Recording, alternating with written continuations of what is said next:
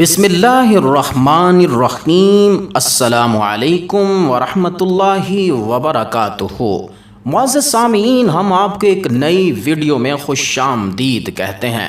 آج کی اس ویڈیو میں ہم آپ کو حضور نبی کریم صلی اللہ علیہ وسلم کے ایک صحابی کا رلا دینے والا واقعہ سنائیں گے کہ جن سے حضور نبی کریم صلی اللہ علیہ وسلم 50 دن تک ناراض رہے، اور پھر ان کی معافی کا اعلان کیسے ہوا، یہ تمام واقعہ جاننے کے لیے ویڈیو کو آخر تک ضرور دیکھیے گا۔ یہ واقعہ غزوہ تبوک کے متعلق ہے، اور غزوہ تبوک مشہور غزوہ ہے اور نبی کریم صلی اللہ علیہ وسلم کا یہ آخری غزوہ تھا۔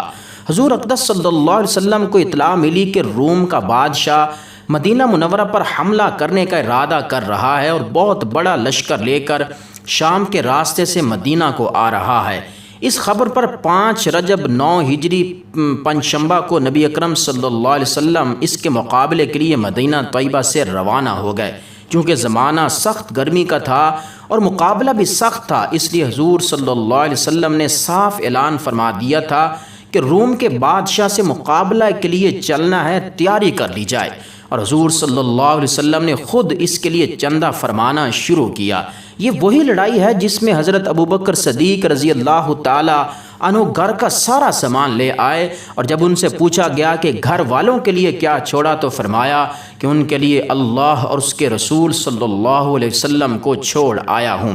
اور حضرت عمر رضی اللہ تعالی عنہ گھر کے پورے سامان میں سے آدھا اللہ کے لیے لے آئے، اور حضرت عثمان غنی رضی اللہ تعالی عنہ نے 1/3 لشکر کا پورا سامان مہیا فرمایا، اور اسی طرح ہر شخص اپنی حیثیت سے زیادہ ہی لے آیا۔ اس کے باوجود چونکہ عام طور سے تنگی تھی، اس لیے 10 آدمی ایک اونٹ پر تھے اور نوبت بنوبت باری باری اس پر سوار ہوتے تھے۔ یہ لڑائی نہایت ہی سخت تھی کہ سفر بھی دور کا تھا اور موسم بھی اس قدر سخت گرمی کا تھا، اور اس کے ساتھ ہی مدینہ طیبہ میں کھجور کے پکنے کا زمانہ بھی بہت زوروں پر تھا کہ سارے باغ بالکل پک چکے تھے، اور کھجور ہی پر مدینہ طیبہ والوں کی زندگی کا زیادہ تر دار و مدار تھا کہ سال بھر کی روزی جمع کرنے کا گویا یہی زمانہ تھا۔ ان حالات میں یہ وقت مسلمانوں کے لیے نہایت سخت امتحان کا تھا۔ ادھر اللہ کا خوف اور حضور صلی اللہ علیہ وسلم کا ارشاد جس کی وجہ سے بغیر جائے نہ بنتی تھی، اور دوسری جانب یہ ساری دقتیں جو ہر وقت مسلسل روک رہی تھیں، بالخصوص سال بھر کی محنت اور پکے پکائے درختوں کا یوں بے یار و مددگار چھوڑ جانا جتنا مشکل تھا وہ ظاہر ہے، مگر اس کے باوجود اللہ کا خوف ان حضرات پر غالب تھا۔ البتہ 3 حضرات بلا عذر کے اس غزوہ میں شریک نہ تھے۔ ایک کعب بن مالک رضی اللہ تعالی عنہ، دوسرے ہلال بن امیہ، اور تیسرے مراتا بن ربیع۔ یہ تینوں حضرات کسی فاق یا عذر کی وجہ سے نہیں ٹھہرے تھے، بلکہ خوشحالی ہی رہ جانے کا سبب بن گئی تھی۔ حضرت کعب رضی اللہ تعالی عنہ کا قصہ احادیث میں کثرت سے آتا ہے۔ وہ اپنی سرگزشت بڑی تفصیل سے سنایا کرتے تھے، اور وہ فرماتے تھے کہ میں تبوک سے پہلے کسی لڑائی میں بھی اتنا قوی اور مالدار نہیں تھا جتنا کہ تبوک کے وقت تھا۔ اس وقت میرے پاس خود اپنی ذاتی 2 اونٹنیاں بھی تھیں۔ اس سے پہلے کبھی بھی 2 اونٹنیاں میرے پاس ہونے کی نوبت نہیں آئی تھی۔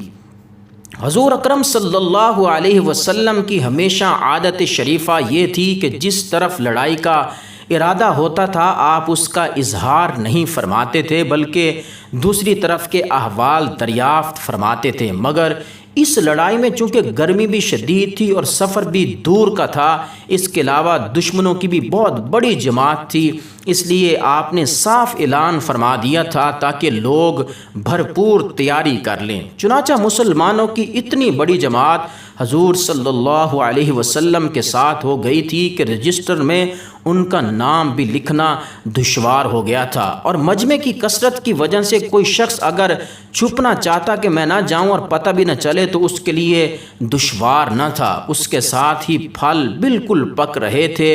میں بھی سامان سفر کی تیاری کا صبح ہی سے ارادہ کرتا، مگر شام ہو جاتی اور کسی قسم کی تیاری کی نوبت نہ آتی، لیکن میں اپنے دل میں خیال کرتا رہا کہ مجھے وسعت حاصل ہے، جب ارادہ پختہ کروں گا فوراً ہو جائے گا۔ حتیٰ کہ حضور اقدس صلی اللہ علیہ وسلم اس غزوہ پر روانہ بھی ہو گئے، مگر میرا سامان سفر تیار نہ ہوا۔ پھر بھی یہی خیال رہا کہ 1-2 روز میں تیار کر کے حضور صلی اللہ علیہ وسلم کے ساتھ جا ملوں گا۔ اسی طرح آج کل پر میں ٹالتا رہا، حتیٰ کہ حضور صلی اللہ علیہ وسلم کے وہاں پہنچنے کا وقت قریب آ چکا تھا، اور اس وقت میں نے کوشش بھی کی مگر سامان نہ ہو سکا۔ اب میں جب مدینہ طیبہ میں ادھر ادھر دیکھتا تو صرف وہی لوگ ملتے جن کے اوپر نفاق کا بدنما داغ لگا ہوا تھا، یا وہ لوگ معذور تھے۔ اور حضور صلی اللہ علیہ وسلم نے بھی تبوک پہنچ کر دریافت فرمایا کہ کعب نظر نہیں پڑتے، کیا بات ہوئی؟ تو ایک صاحب نے کہا کہ یا رسول اللہ صلی اللہ علیہ وسلم، اس کو اپنے مال و جمال کی اکڑ نے روکا۔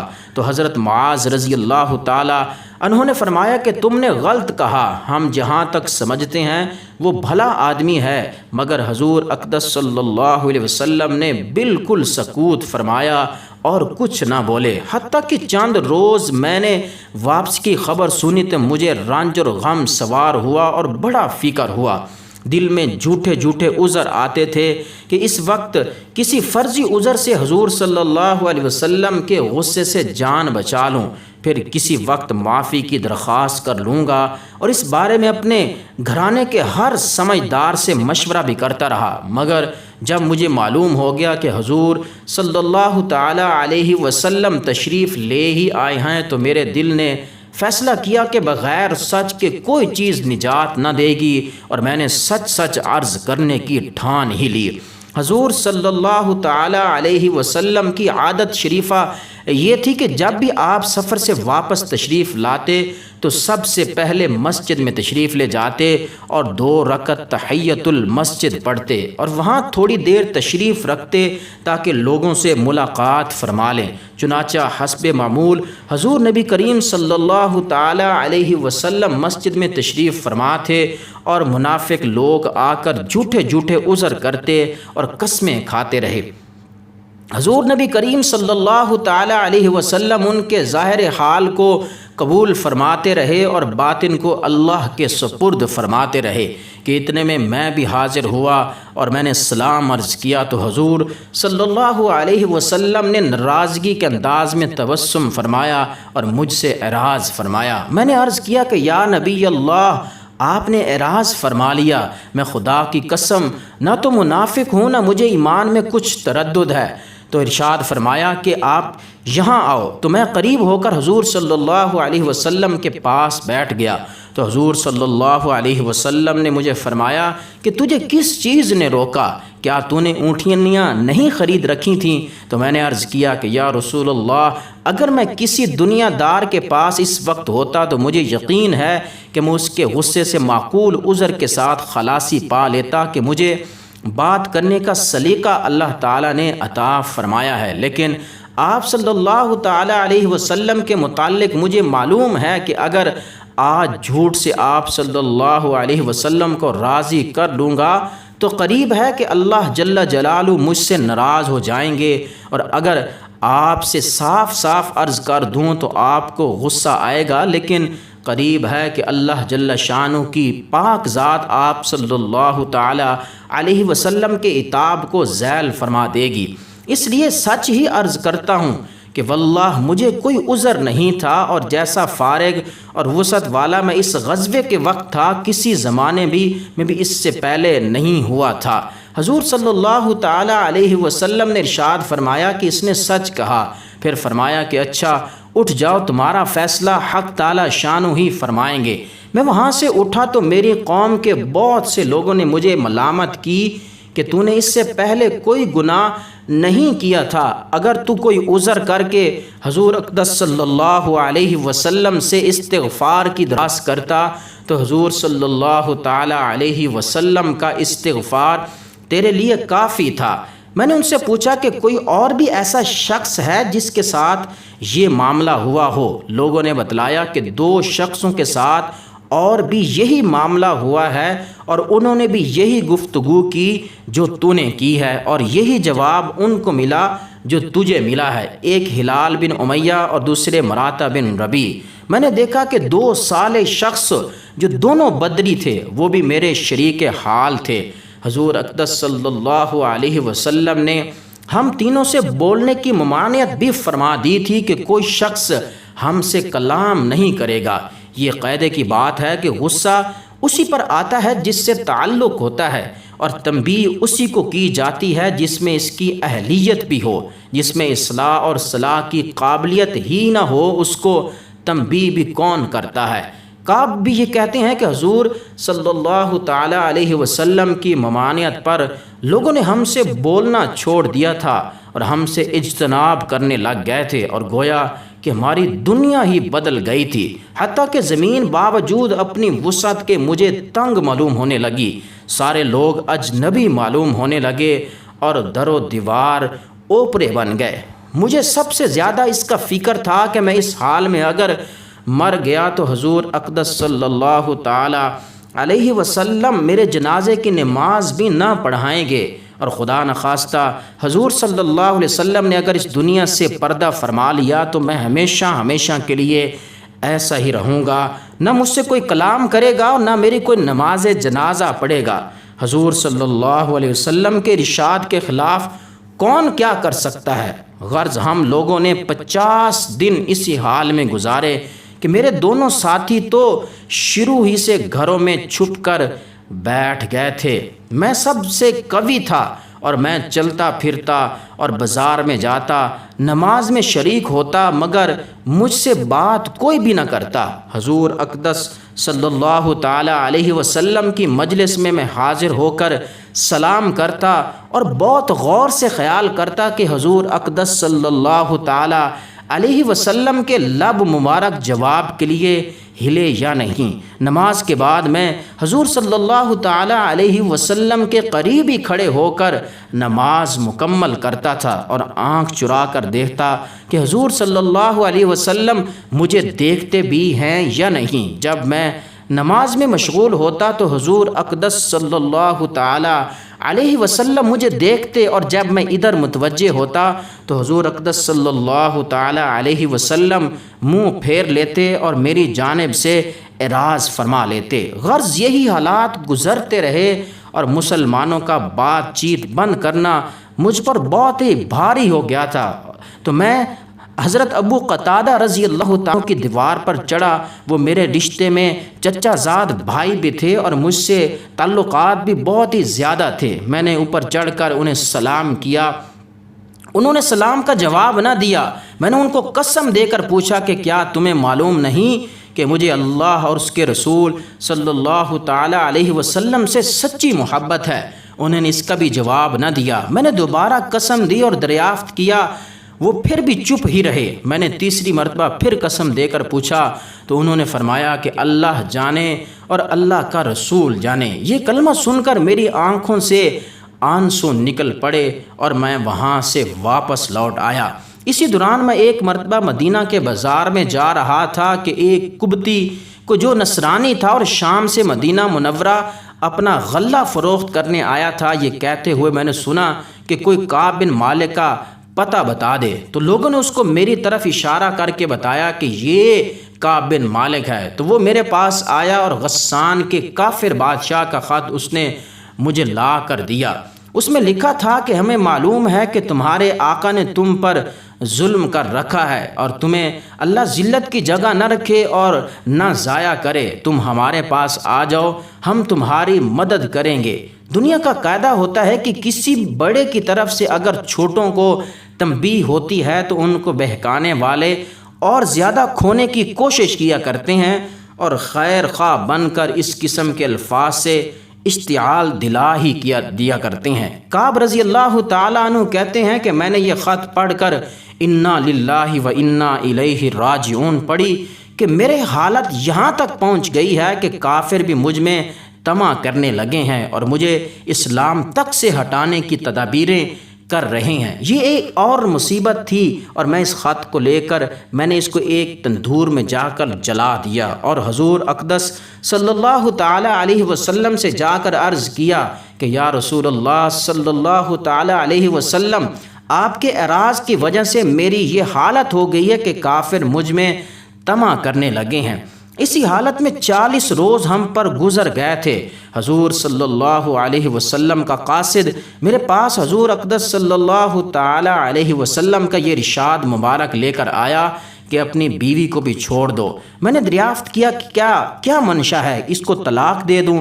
تو انہوں نے کہا نہیں، بلکہ علیحدگی اختیار کر لو۔ اور میرے دونوں ساتھیوں کے پاس بھی انہی قاصد کی معرفت یہی حکم پہنچا تھا۔ میں نے اپنی بیوی سے کہہ دیا کہ تو اپنے میکے چلی جا، جب تک اللہ تبارک و تعالیٰ اس عمل کا فیصلہ نہ فرمائیں گے تم وہیں رہنا۔ ہلال بن امیہ کی بیوی حضور اقدس صلی اللہ تعالی علیہ وسلم کی خدمت میں حاضر ہوئیں اور عرض کیا کہ ہلال بالکل بوڑھے شخص ہیں، کوئی خبر گیری کرنے والا نہ ہوگا تو ہلاک ہو جائیں گے۔ اگر آپ صلی اللہ تعالی علیہ وسلم اجازت فرما دیں اور آپ کو گرانی نہ ہو تو میں کچھ کام کاج ان کا کر دیا کروں۔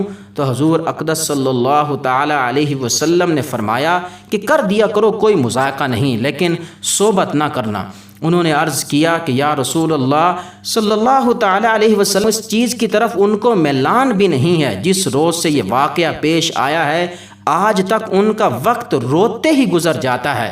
کعب رضی اللہ تعالیٰ عنہ کہتے ہیں کہ مجھ سے بھی کہا گیا کہ ہلال کی طرح تم بھی اگر بیوی کی خدمت کی اجازت لے لو تو شاید تمہیں اجازت مل جائے۔ میں نے کہا وہ بوڑھے ہیں، میں جوان ہوں، نامعلوم مجھے کیا ملے گا، اس لیے میں جرت نہیں کرتا۔ غرض اس حال میں 10 روز اور گزر گئے تھے اور ہم سے بات چیت میل جول چھوٹے ہوئے پورے 50 دن ہو گئے تھے۔ 50ویں دن صبح کی نماز میں اپنے گھر کی چھت پر پڑھ کر میں نہایت غمگین بیٹھا ہوا تھا۔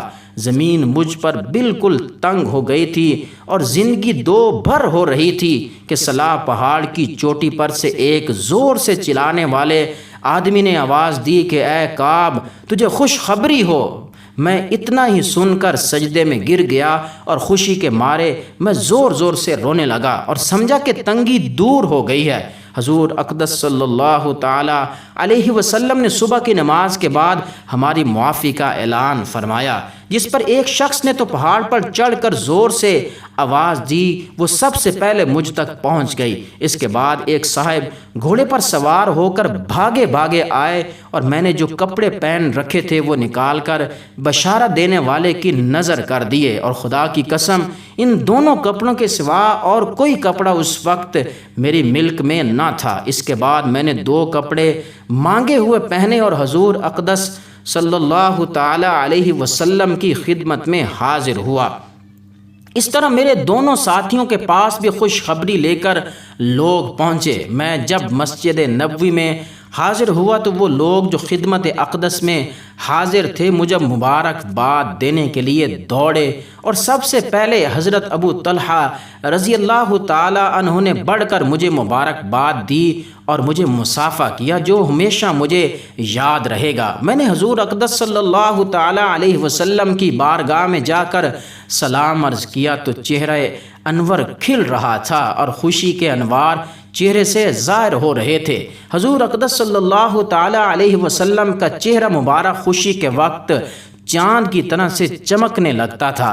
میں نے عرض کیا کہ یا رسول اللہ صلی اللہ علیہ وسلم، میری توبہ کی تکمیل یہ ہے کہ میری جائیداد جو ہے وہ سب میں اللہ کے راستے میں صدقہ دیتا ہوں کہ یہ مال ہی اس مصیبت کا سبب بنا تھا۔ تو حضور اقدس صلی اللہ تعالی علیہ وسلم نے ارشاد فرمایا کہ اس میں تمہیں تنگی ہوگی، کچھ حصہ اپنے پاس بھی رہنے دو۔ تو میں نے عرض کیا کہ بہتر ہے میں خیبر کا حصہ رہنے دیتا ہوں، مجھے سچ ہی نے نجات دی، اس لیے میں نے عہد کر لیا کہ ہمیشہ میں سچ ہی بولوں گا۔ یہ ہے صحابہ کرام رضوان اللہ تعالی علیہم اجمعین کی اطاعت اور دینداری اور اللہ کے خوف کا نمونہ کہ ہمیشہ جنگ میں یہ حضرات شریک رہے۔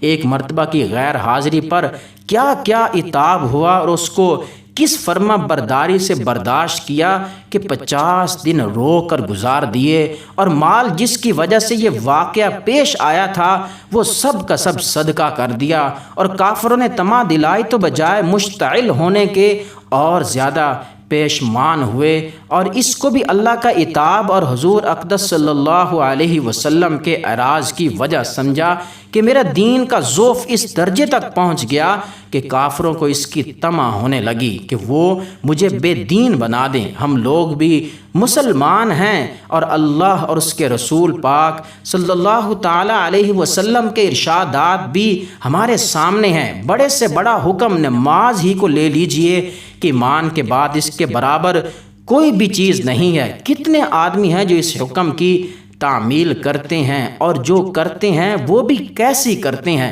اس کے بعد زکوٰۃ اور حج کا تو پوچھنا ہی کیا کہ اس میں تو مال بھی خرچ ہوتا ہے۔ بس آخر میں ہماری یہی دعا ہے کہ اللہ تبارک و تعالی ہمیں بھی صحابہ جیسا عشق نصیب فرمائے، اور ہم سب کو ان کے نقش قدم پر چلنے کی توفیق نصیب فرمائے۔ آمین ثم آمین والسلام۔